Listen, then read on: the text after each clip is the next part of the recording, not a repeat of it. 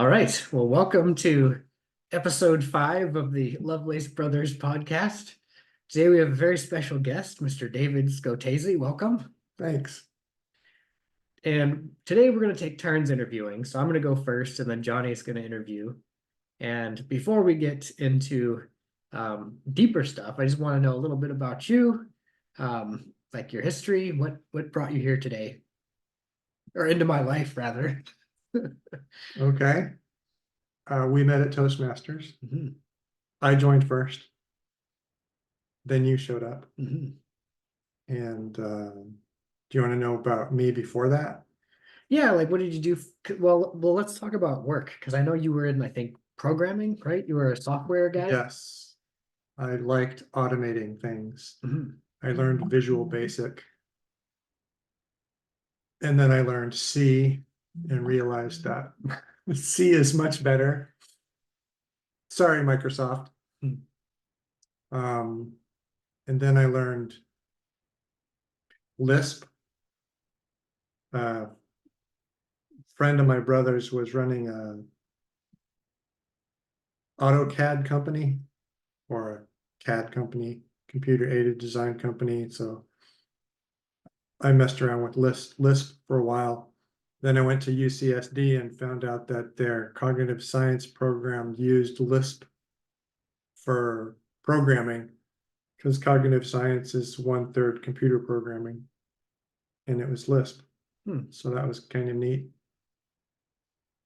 Graduated UCSD, didn't know what I wanted to do. I put ads in the newspaper that I could make computers do whatever you want. Not whatever, but close enough. Quattro Pro. I was writing macros in Quattro Pro and I advertised that I could do that. That was before Excel. So I got a job writing batch files to rename scanned microfiche. That was fun for a while. And then I don't remember what happened next, but eventually I was working for a capital management company and I liked neural networks. And so I was trying to use neural network technology to analyze stocks.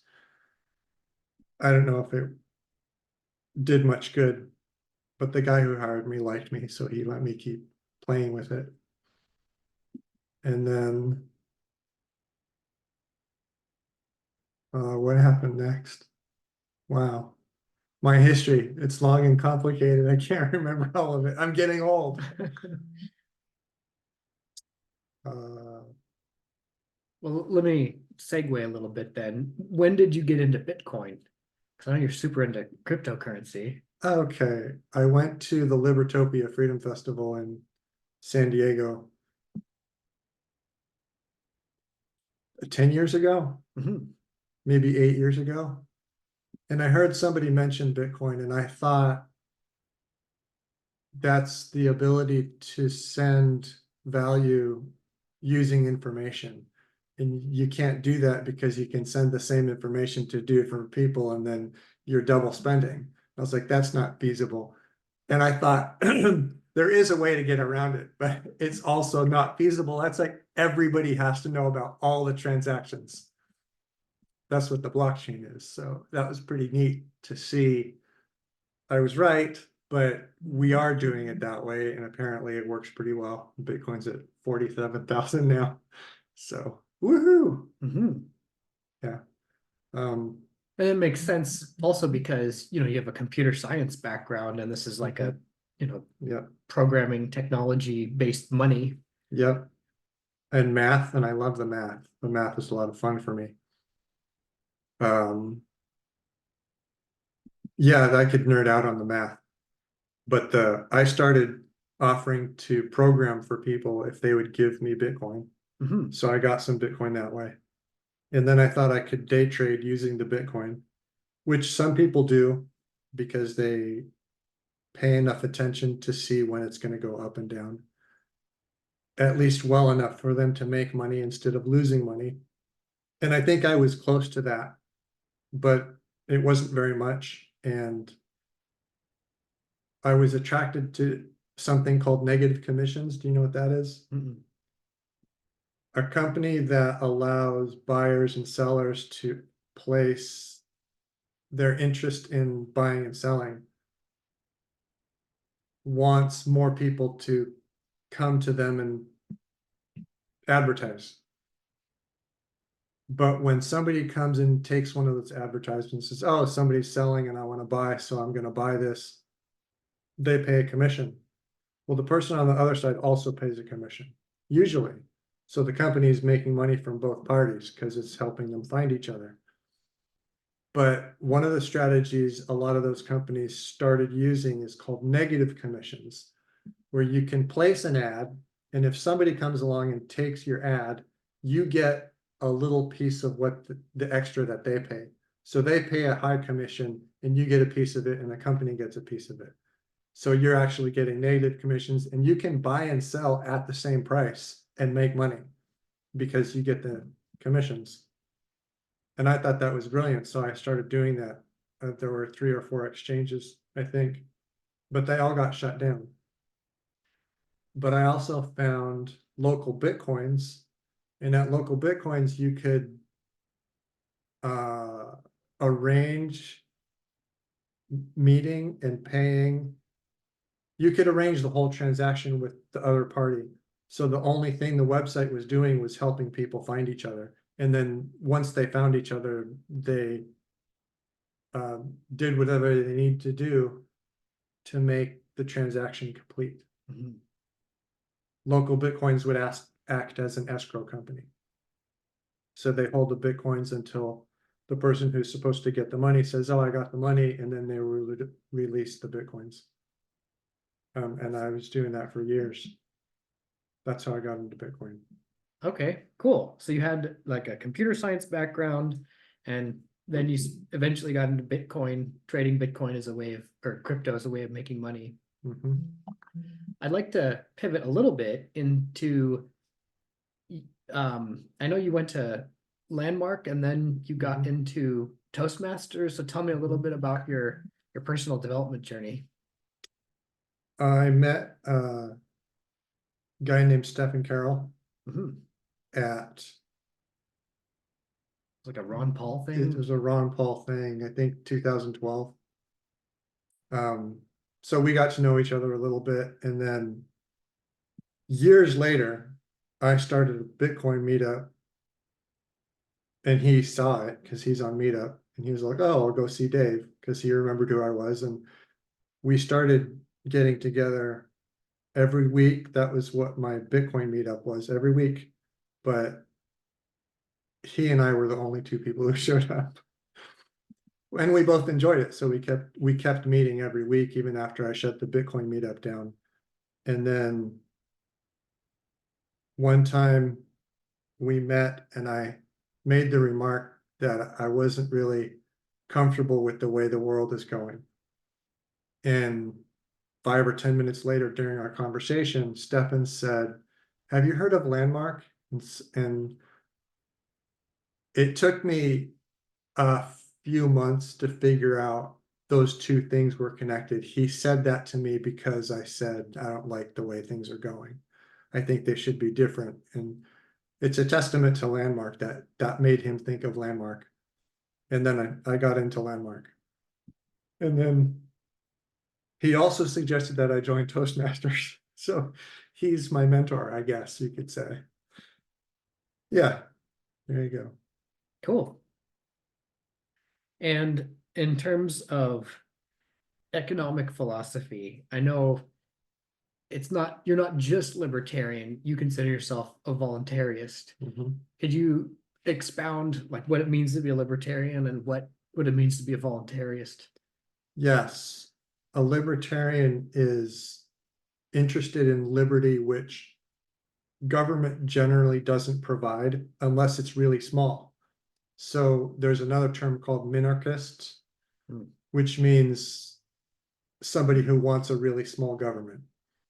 And the libertarian position is pretty much a position of minarchy. And I didn't come to libertarianism or voluntarism because of politics. I recognized problems with politics and sort of took myself out and stopped voting and wasn't interested in all of that stuff. But the funny thing is, I went to a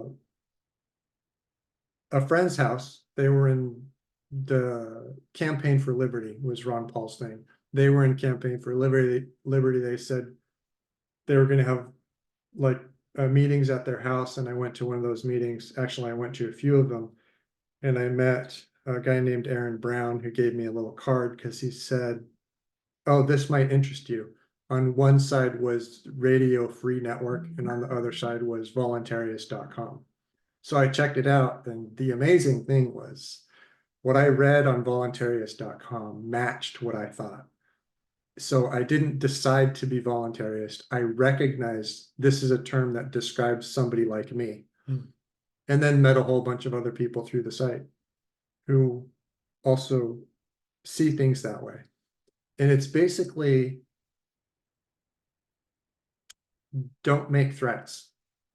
If you want somebody to do something, then let them know you're going to make their life better if they do it. If you want somebody not to do something, let them know you're going to make their life better if they don't do it. If your idea is to say, oh, I'll hurt you, or I'll punish you, or I'll make you suffer if you do this thing or you don't do this thing, then you're not being voluntarist. Because it's not voluntary anymore. It's to avoid you punishing them. And that's basically how everything works today, officially. But in your private life, most people are very voluntarist because nobody likes to be threatened. And when you threaten somebody, they generally are not going to comply. They're going to challenge you. They might run away from you. They might try to beat you up because threats suck. And I knew that. And so he gave me the card, and I looked at the website and I said, oh, that's me. That's me. And I've been trying to get more people to be and promote voluntarism ever since. And do people say, well, that would be anarchy? And yes, it would be anarchy, but most people think anarchy is chaos. But who's ruling you when you go out to dinner with your friends? You go out to dinner with your friends, there's a restaurant owner, he owns the restaurant, you're going to obey his rules because you don't want to get kicked out. But among your friends, it's anarchy. And you could actually say it's anarchy in the restaurant owner's restaurant also, because he owns the property. And so he has the right to do things that don't require laws, right? It's his property, he can do what he wants. And we do have laws that say it's your property, you can do what you want. We also have laws that say don't kill people. Like everybody knows these things. So when you're talking about property, I always think of like classical liberalism and like free market capitalism, Adam Smith, Invisible Hand. Would you say that's a fair description of libertarianism? I know, well, at least from your perspective, you're definitely a pro private property person, yes? yes, I am in favor of private property. Mhm. And your question was, is voluntarism based on private property? I think. Well, just first of all, just liberalism and libertarianism. It's free market capitalism, which emphasizes private property. And I haven't read this book, but Michael Malice has this book called, I think it's called The Anarchist Handbook or something like this. Okay. And he lists all the different flavors of anarchism. So Okay. one is like capitalist-based anarchism, another was like communist anarchism, and Yeah. and all I didn't realize there were so many different varieties. Okay. So you're pro private property? Yes. The problem with the problem with being anti-private property is that I would be going against 99% of the people in my life. People have stuff, and if you pretend it's not really theirs and you can use it and borrow it whenever they're not using it, blah, blah, blah, they're going to get pissed off at you. So it's kind of natural. Mhm. And dogs pee on stuff to say it's mine. So it's kind of natural. Definitely instinctual. Yeah. And we protect the stuff that we want to use. And we expect people to honor our ownership of it. Mhm. And so private property makes sense just practically. Then, well, I don't have the bandwidth right now to think about all of the arguments that are brought against private property by communists or syndicalists, or I don't know what all those terms are. Utopianists. Sure. So socialists. Mhm, mhm. And actually I do have that one. It's handy. It's cached in my brain. Socialism is great. The problem with socialism is that it doesn't just emphasize sharing, it emphasizes ensuring that people share. So sharing is awesome, but when you force people to share, it's the opposite. You actually make them feel less kind and less helpful. They don't want to share because you're trying to force them to do it. It turns people against each other because they're being forced to share. And like viscerally and instinctively, that makes sense to everybody. So it's a pretty handy thing to say when somebody says, well, don't you appreciate socialism? I say, yeah, my family is socialist. I love socialism, but sharing is more important than socialism, and not forcing people to share is more important than socialism. And that kind of shoots socialism in the head because socialism is all about forcing people to share. Hmm. So sharing is great, but forcing people to share is not. So the classical liberalism is about free markets, private property, and minimal government. Hmm. And I'm trying to understand the distinction between that and voluntarism. Would you say it's not just small government, but no government? Yes. Okay. Yeah. It's government is based on removing the voluntary nature of normal human interaction when the people in the government think it needs to be removed. So you're going faster than you're supposed to. Somebody needs to be able to force you to stop going faster than people think you should. And a voluntarist says, no, if you're going faster, then people need to stay away from you until you crash, and then you'll learn not to go so fast. Or probably not crash, maybe you'll get out of control, whatever. There's natural consequences, and we rely on natural consequences to educate ourselves and other people about how we should behave, not human invented consequences, because those hide the lessons that we could learn otherwise. Interesting. Okay. Um, okay, so we talked about your career in terms of programming and Bitcoin. We talked a little bit about personal development in terms of Landmark and Toastmasters, and then your political economic philosophy of voluntarism. And you also said that it was you all along, but you just needed a name for it. Like you read it and you recognize this is me. Yep. When did you first have this intuition or sense of voluntarism, even though you didn't have a name for it? Like how young were you? Like, was there a moment when you had this realization? No, no, I started that way. Okay. As far as I can tell, I started that way. I liked the idea of trading. Mhm. I probably ought to be a little ashamed of this, but when I was 12 or 13 or 14, my sister had a birthday party and I offered to sell people red hots for a nickel each. Very enterprising. Yeah, I like the idea of trading, and threatening people isn't conducive to trading. Mhm. And everything everybody wants, they are more willing to trade for than they are willing to what do when somebody threatens you? Comply. Mhm. Yeah, everybody would rather trade than comply. So, yeah, I've always felt that way. All right, cool. So we could branch off a couple of several different ways here. How are we doing on time? I haven't been keeping track.